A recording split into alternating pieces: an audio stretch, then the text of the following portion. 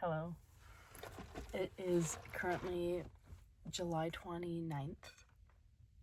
Yeah, 29th of 2026. I got a pink drink. Duh. But it's like also 10 p.m. So anyways, yeah, so I was just recording a voice memo, voice whatever. This is definitely gonna fall. And I was like, wait, why don't I just record a video? Because I'm definitely gonna look at this more than a voice recording. Except for if it's like the chronicles that only I know about. From like, was that senior year of high school? I guess it was. Weird. Anyways, I moved back to SDSU in 3 weeks. And I mean, summer's like low-key almost over, which is kind of insane because it really does feel like it's moved so fast, but also so slow. But also I've learned so much, just even in like the past like month. I've learned an immense amount, just about myself and about the people around me and my environment and why I'm doing a lot of the things that I want, and it's just a lot of profound realization. Things that I already knew, like I know I needed to get done and I know I needed to change, but for the first time I think ever is like I started to believe it, and I'm really, really understanding how different it is to know what to do versus believing and taking action and doing that, right? And kind of trying to be myself. I've been struggling really to find who I am and why and what, and just identity crisis is what I think you could probably chalk it up to. But when you don't know what your identity is to start with, like that's just gonna be your problem right there, and that was mine. But I was looking at old videos of myself from like December and January, and videos of me in college freshman year where I can see how fucking depressed I was. But in my depressed brain, I thought that everyone in the world could see how much I was struggling. I thought it was the only thing I talked about. I thought it was the only thing I was protruding. I was like, this is the reason why no one wants to see me and hang out with me and whatever. It's because I'm this bad person that, is so fucking depressed. Who would want to hang out with her? And like, I mean, sometimes I do think that, but like, it's also more of, I'm watching these videos and I'm like, that girl looks kind of fun. Like, I kind of want to be friends with her. And I'm like, wait, that's fucking me, actually. Like, I was not my best self for all of freshman year. And I was not in the right mindset. And I was in such a bad place mentally. I was so, what's the word? Negative. That's the word. I was in a negative spiral that I knew I was in. I was trapped and there was nothing I could do about it, which is hard. And I recognized it. And it's a little heartbreaking to see my past self. Just, you can see her crumbling inside, but like she keeps going, and like I admire that because it's good. It's good to keep going. I just, oh gosh, it sucks so bad, honestly, to just like watch past me, who, like, by the way, this is like only a couple months ago, like just hate everything around her.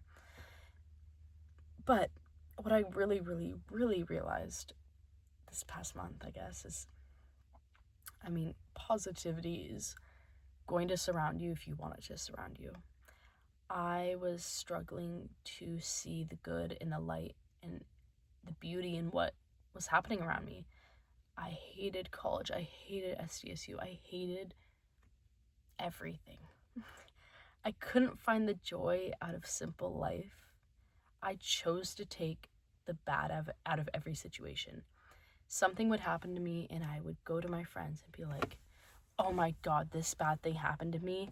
Oh my God, and this and this and this. And I was seeking it. I was seeking something to traumatize me.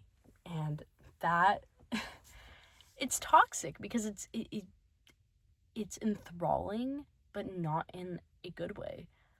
We're chasing it, but it's not beneficial in the long run, because what it did was I just got so addicted to people hurting me. I got so addicted to failing, and rejection therapy is so important, right?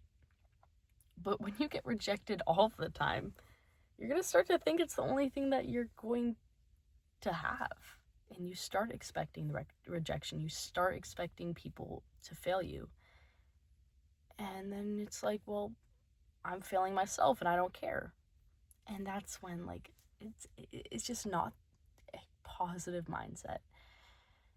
And my main takeaway, I think, from this summer, besides that aspect of just reflecting on my old self, who is still me internally, but something else that I really I'm valuing is just the people around me, the people around me and what they choose to show me, I guess. If they're not going to show up for me, if they're not going to show me that they care, if they're not going to reciprocate the care that I give them, I know that there's people out there that will. I have seen it. This summer has shown me that there are people out there that could be total strangers. I went to this film set, and I think this really, like 2 weeks ago, this really started a thinking process that has given me an epiphany, really. I went to this film set with complete strangers. I only knew like 3 people out of the 15, 20 that were there. And I got around and I talked to all of them, and I connected so well. I felt like my genuine self. I felt like I wasn't pretending around these people. I felt like I wasn't an outsider for the first time in my life. For the first time in my life, I felt like I was not an outsider in a group of people. And that really got me to start thinking about the people that I do have around me and have had around me my entire life. Is like, I should be feeling like this 24/7. And the fact that this is the first time at my ripe age of 19 that I'm feeling like my genuine self. I'm feeling confident, I'm feeling positive, I'm feeling funny. I'm not actively thinking about how I need to say something and how I need to do something in order to get these people to relate to me in a conversation. I am just conversing. I'm not expecting people to judge, or I'm not expecting them to look at me a certain way for saying something, right? I'm just existing in the moment. And that is something that I feel like everyone should just feel 24/7. They don't have to consciously think about it. But it's not normal for that to be not normal, I guess. And I guess that experience really, really showed me that, I might not ever speak to those people again. But the fact that they were complete strangers and they made me feel like that, imagine I meet more people like that and I'm able to devote like a great friendship to.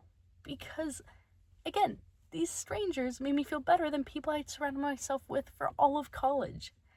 That's insane. And that's not a testament to those friendships that don't, they grow, and maybe they start off a little rocky, but then they grow into something beautiful. But I tried so hard, so many times with so many people, and I just thought that if I kept trying hard enough, someone would care about me, really. But you shouldn't have to twist yourself into a fucking knot. You shouldn't have to twist yourself into a knot to be someone that someone else wants. You should be that someone that you want, right?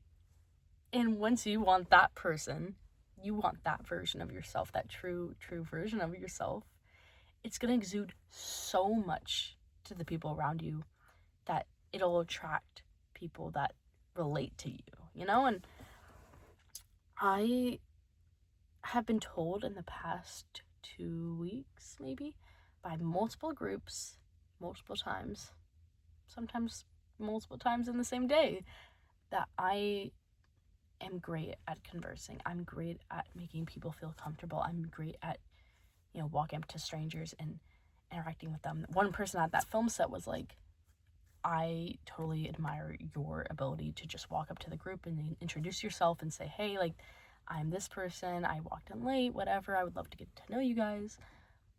That is my strongest skill set. That is me. But it's interesting because sometimes I think about that. I'm around a group of people and I feel like that part of me that is so positive and so great is draining the group or is diminishing their experience. And it like dims my sparkle, I mean, like, that metaphor is so general, but I need to be around people that make my sparkle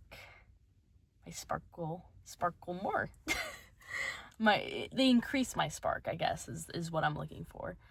And just the friendships that I do have around me right now, so many of them I've found myself just making excuses for and twisting myself again into a knot to try to get it to work. But it is not normal. It is not okay for a friend to repeatedly disrespect you or to make you feel bad or to do whatever, and when you express it and you have that conversation, they don't listen or they just don't respect you. That's just not worth your time and your energy and effort and anything. And I never realized that. Like, it's so easy. It's so easy for people to tell you that friend sucks or that you should do that, whatever, blah, blah, blah. It is so different from hearing something to believing it. The fact that I believe it now means that everything that I have known is true in the past actually means something to me now. You could have told me anything in the world and I would have been like, yeah, I know. But I wasn't going to do anything about it because I still thought I deserved that. I still thought that there was nothing out there for me to have that was going to be that good. Because I didn't know. I didn't know that there was something out there. I just expected everyone to fail and everyone to disappoint me and everyone to disrespect me because it's what I was used to. But I think this is a sign that that's just not true, There are people that are going to respect you. There are people that are going to love and cherish you. And it's really up to you to care about yourself and care about what you're doing and have a purpose in life to exude that personality and be that true self, because then you'll attract those people around you. And it takes so much fucking time. It takes so much time and none of us want to do it. Like, none of us want to wait here and wait here and wait here, but I am just so proud of myself, really. And the things that I'm saying now, I truly believe. I have told myself so many times in the past, like, you just gotta keep going and things are gonna be better for you and, like, karma's gonna come your way. You're doing all these good things. And I was saying all of them. But if you ask me in the moment, oh, like, do you believe this is gonna happen? No, I never did. I was asked that and I'd be like, no, I keep saying that I need to stay positive and do everything, but I was seeking so much without taking a step back and realizing that you could put yourself out there to all these different groups. You could go from club to club to club to club in college. But if you're coming in with a certain energy of negativity, or if you're coming in with an energy of fakeness, of trying to be someone that you just aren't at the moment, because I was in such a state where I just couldn't be myself. I mean, a stranger would meet me and they would be like, oh, that girl's cool, I'm sure, but like, why would I continue to be friends with them? They're negative or they're doing this. And I mean, I did watch those videos of myself back, and I think I was pretty normal, but your mental state really does affect everything in your life, and you don't realize it consumes you. And I think it just feels so great to not feel consumed for once. I just am really happy about it. But there's so much I'm happy about right now. In fact, it's weird feeling this happy. But being the most positive person in a room is the biggest accomplishment you could ever have, really. To be that inspiration and that person that is exuding like confidence and happiness, and they truly mean it, and they're striving for good, and they're striving for something in their personal life. It just makes you want to be better yourself. And so having that support and those people around you and positivity is just profound. I don't know. Because I don't think I'll ever lose that self of mine that, you know, is just so determined to make things work because she's so sad. But I've turned that sadness into hope because I was really lacking hope. I think having depression or having struggles, and it can make you feel hopeless, but I was so hopeless. But something that changed for me was experiencing life, really. I've just been so happy experiencing life. So, yeah. I can't wait for college again because bad things might have happened this past year.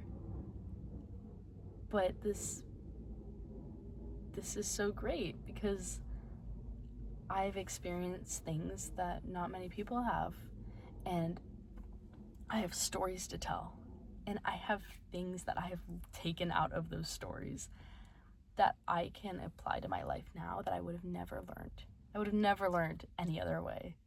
And I'm so happy and so grateful for that, and I truly believe it.